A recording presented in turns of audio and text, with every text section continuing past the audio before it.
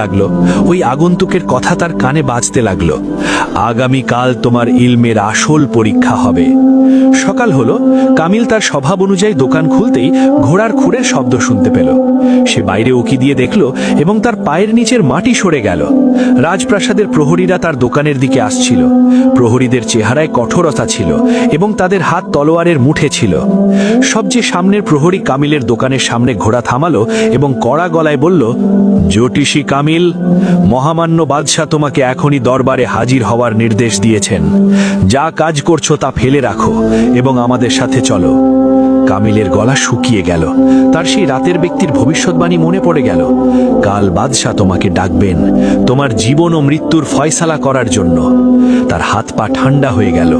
সত্যিই কি তার খারাপ সময় শুরু হয়ে গেছে? সে কাপা হাতে নিজের দোকান বন্ধ করল এবং প্রহরীদের সাথে চলতে শুরু করল, এটা ভেবে যে কে জানে এবার প্রাসাদে তার সাথে কি হতে চলেছে। রাজপ্রাসাদের ফটক পার হতেই কামিল এক অদ্ভুত ঘাবড়াহট অনুভব করল। প্রাসাদের উঁচু দেওয়ালগুলো যেন তাকে গিলে খেতে আসছিল। ভেতরে পা রাখতেই সে দেখল যে চারদিকে নীরবতা ছেয়ে আছে। দরবারে সেই জাঁকজমক ছিল না যা সাধারণত থাকত। বাদশাহ তার সিংহাসনে বসেছিলেন, কিন্তু তার চেহারায় রাজকীয় প্রতাপ নয়, বরং একজন বাবার অসহায়ত্ব ফুটে উঠছিল। তার পাশেই একটি মখমলের বিছানায় তার যুবক ছেলে শাহজাদা সেলিম অচেতন অবস্থায় পড়েছিলেন। শহরের নামি দামি হাকিম ও চিকিৎসকরা মাথা নিচু করে দাঁড়িয়েছিলেন, যেন তারা হার মেনে নিয়েছেন। বাদশাহ কামিলকে দেখেই বললেন, এসো কামিল, আমি শুনেছি তোমার ইলমের খ্যাতি দূর দূরান্ত পর্যন্ত ছড়িয়ে আছে। তুমি নক্ষত্রের গতিবিধি দেখে জীবন মৃত্যুর খোঁজ বলে দিতে পারো। আজ আমার ছেলের তাকদীর দেখো এবং আমাকে সত্যি সত্যি বলো যে সে কি বাঁচবে। হাকিমদের ওষুধ কোনো কাজ করছে না, এখন আমার শুধু আসমানি ইশারার উপর ভরসা। কামিল কাপা হাতে নিজের থলে খুলল এবং পুঁথিপত্র বের করল। সে শাহজাদার কাছে গিয়ে তার হাত নিজের হাতে নিল এবং রেখাগুলি গভীরভাবে দেখতে লাগলো। তারপর সে কাগজে কিছু হিসাব কষল এবং আকাশের দিকে তাকালো।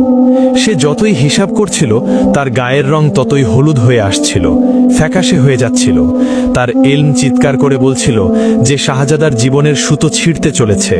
নক্ষত্ররা স্পষ্ট ইশারা দিচ্ছিল যে মৃত্যু শাহজাদার শিয়রে দাঁড়িয়ে আছে। বাদশাহ তার নীরবতা এবং চেহারার পরিবর্তনশীল রং দেখে ফেললেন। তিনি গর্জন করে জিজ্ঞেস করলেন, চুপ কেন কামিল?